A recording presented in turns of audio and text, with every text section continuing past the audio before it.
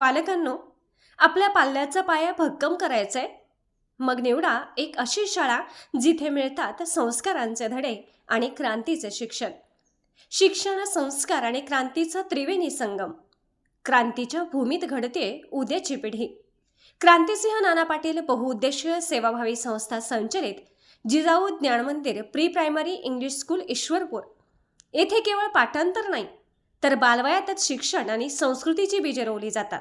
कारण आमचे ध्येय आहे क्रांतीसाठी शिक्षण. आपल्या पाल्याच्या उज्ज्वल भविष्यासाठी आजच प्रवेश निश्चित करा.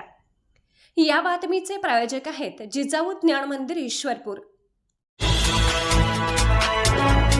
आपण पाहत आहात सत्याची बाजू मांडणारं हक्काचं न्यूज चॅनल M24 तास. 99व्या अखिल भारतीय मराठी साहित्य संमेलनाचा साताऱ्यात दिमाखदार प्रारंभ. 53 शाळा महाविद्यालयांच्या चित्ररथांनी वेधले लक्ष. ऐतिहासिक सातारा नगरीत 99व्या अखिल भारतीय मराठी साहित्य संमेलन अत्यंत उत्साहात आणि दिमाखात सुरू झाले आहे.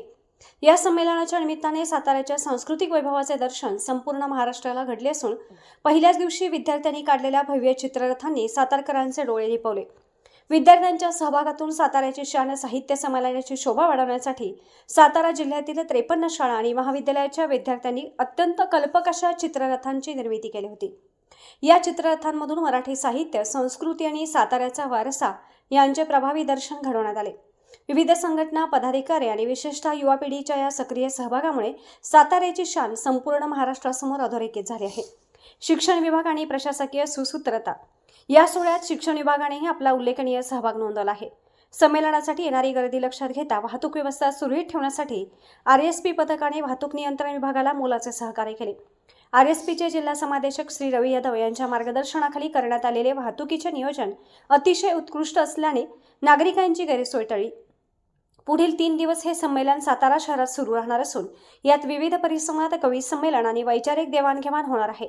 सातारा जिल्ह्यासह राज्यभरातील साहित्यप्रेमींनी या सोहळ्याला उपस्थित राहावे असे आवाहन संयोजकांकडून करण्यात आले आहे.